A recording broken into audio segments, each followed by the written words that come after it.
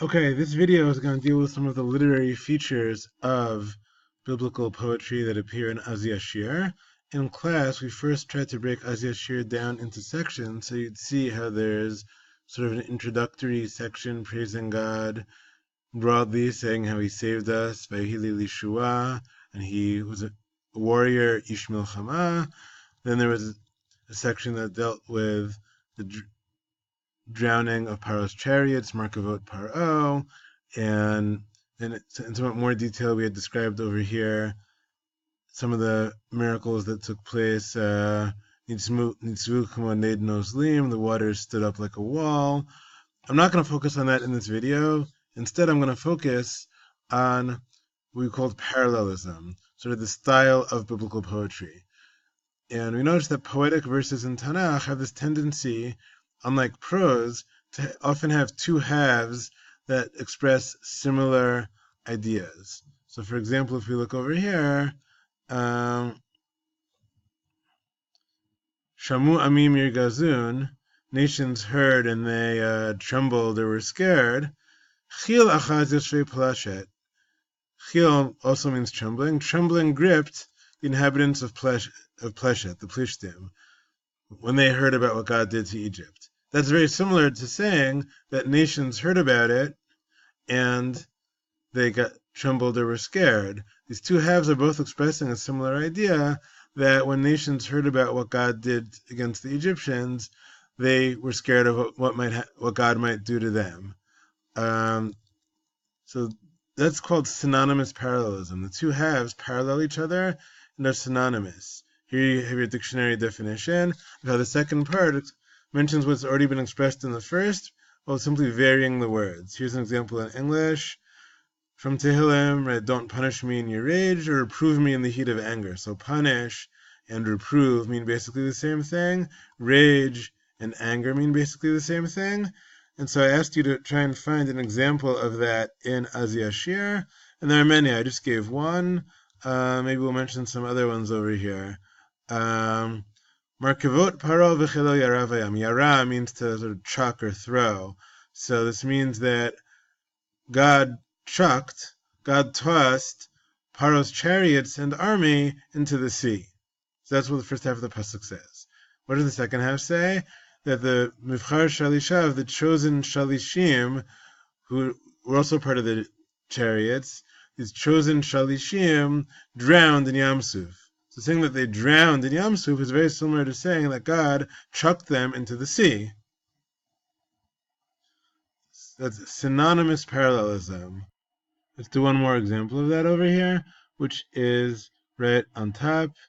Ze Keli Vanvehu Elokei Avi Varamamenhu. So Ze Keli, this is my God, and I shall glorify him, the God of my Father, and I shall exalt him. So in both cases we mention that we have a relationship to this God, either he's my God or my Father's God. And Vanvehu and Varamamenhu again are synonyms. They both express the idea that I'm going to glorify or exalt God. So that's called synonymous parallelism, where two adjacent phrases, one phrase and the second phrase, express the same idea in different words. That's the most common type of parallelism that you see in biblical poetry. We then noticed a second type of parallelism that really stands out in Az Yashir, called Staricase Parallelism. It's called a staircase because you sort of build up one step, then you pause, then you go up to the next step. So let's take an example of staircase parallelism over here.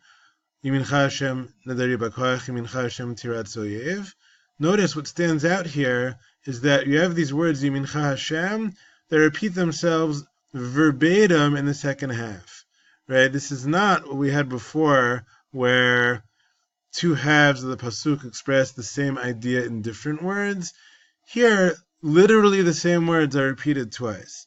And this happens a couple of times in Az Yashir. Mincha Hashem is an example. Michamocha is an example.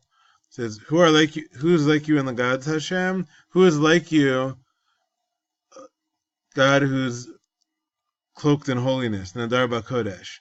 And so again, the exact words Michamocha repeat themselves. Not the same idea in different words, like synonymous parallelism, but the same exact words. So this is called Staricase Parallelism. You start building something up, and the question is, what do you make of this repetition? So scholars today who study Staricase Parallelism, what they argue is that the second member repeats verbatim the beginning of the first member, and it's just kind of building up to a climax. Right? Some people call it climactic parallelism for that reason.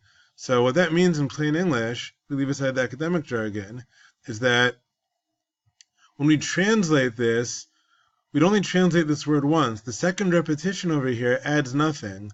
So what's really being asked over here, Mi kamocha ba'elim Hashem, mi kamocha nendar b'kodesh, is we're asking once, who is like you among the gods, Hashem, that you are cloaked in glory.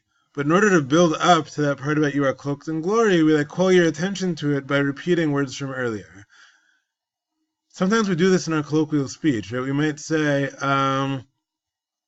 the Giants, I hope they're going to have a good season next year. If I really want to call your attention to them, I might talk about them a bit and say the Giants again and again for dramatic effect. The Giants had a terrible year last year. The Giants, I hope they do better this year. So in repeating them that second time, you already knew I was talking about the Giants, but by saying it again, I sort of called your attention to that's what I'm all worked up about. And so there's a similar dramatic effect over here. Mi chamocha ba'elim Hashem, who among the gods is like you?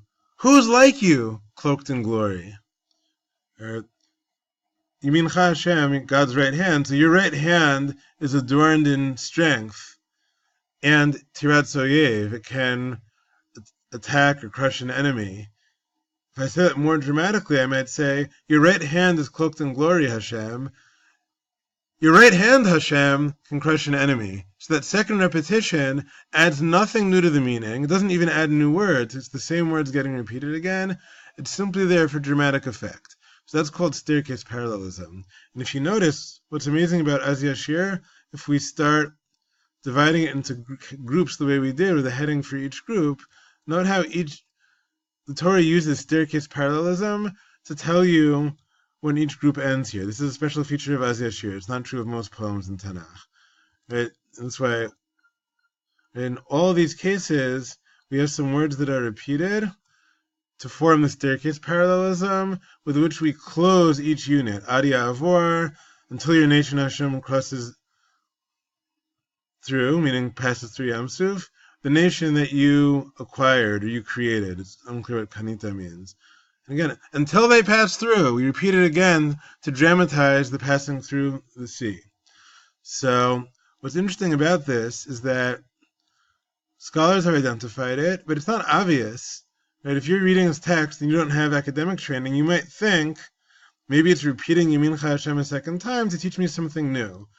And Rashi did not have academic training. Rashi had a lot of midrashic training. And so Rashi, in the world of midrash, you never say that words are just there to not add meaning. So Rashi reads this and he assumes that each Yamincha Hashem has its own meaning. Rashi says, Shnei pa'amim, it says Yamincha Hashem twice. When Bnei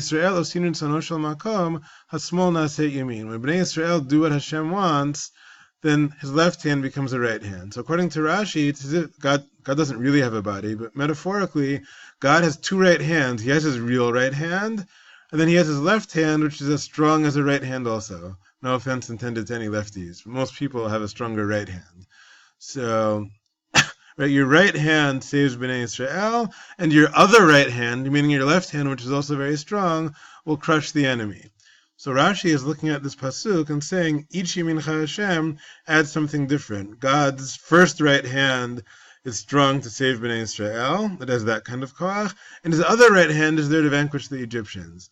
So like a lot of midrashim, this reads meaning into every word. It fits with the theme we discussed, which is how God has two purposes here, saving Bnei Yisrael and also teaching lesson to the Egyptians. It assumes each Yamincha Hashem adds new meaning. Along comes Rashbam, Rashi's grandson.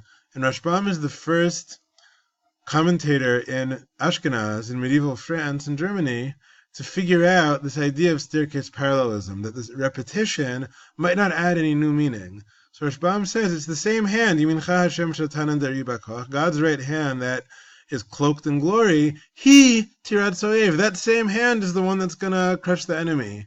In other words, Rashbam is saying, without using the word Staricase Parallelism, he's saying the same right hand is being mentioned the second time, just for dramatic effect.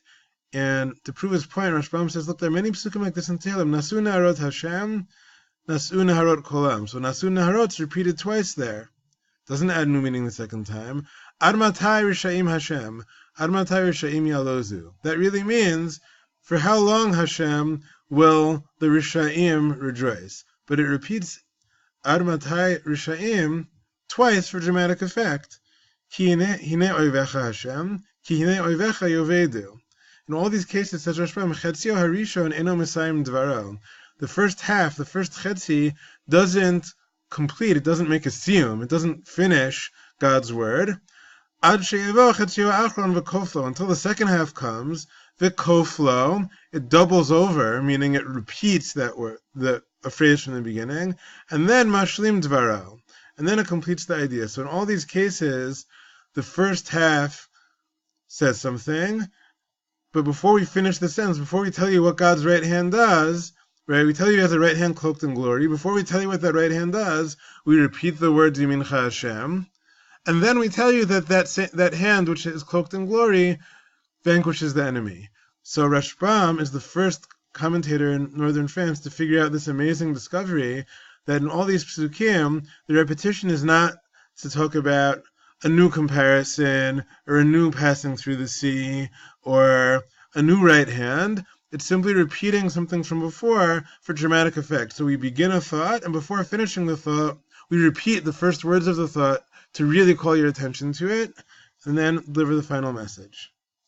Okay, so with that amazing discovery by Rashbam, it really changes the way you read these psukim, and we see it apparently influenced other rabbis in France, because I mentioned in certain manuscripts of Rashi that were printed by Bar Ilan University, they mention that within Rashi itself, something was added, right? So Rashi found meaning in each half, which is not what Rashbam was saying, but then at the end of this comment of Rashi, in some manuscripts, a comment was added saying, the pshat of the pasuk is not that God has two right hands. The pshat is that it's like all these same psukim that Rashbam had quoted, all these psukim where the same phrase repeats twice. And so I mentioned it's not clear if Rashi himself asked Rashbam or someone else to add those comments, because Rashbam, who was his grandson, had this idea which Rashi liked, or maybe this happened even after Rashi passed away, that Rashbam or another student of Rashi added this comment on their own. But in any event, you see this comment was added to Rashi's commentary, because once Rashbam figures out this idea of the phrase being repeated for dramatic effect and not to add new meaning, this idea of Staricase Parallelism, it sort of blows everybody away in Ashkenaz. They realize he's so right. It's so obvious once you see it, this is being done as a literary technique, that they have to add that to Rashi's commentary, so that you'll realize that what Rashi had said before about God having two right hands, a right hand and the left hand that becomes right, is just drash. It's just sort of this deeper meaning where you try to squeeze meaning out of everything, but it's not the simple meaning of the text. It's not the pshat.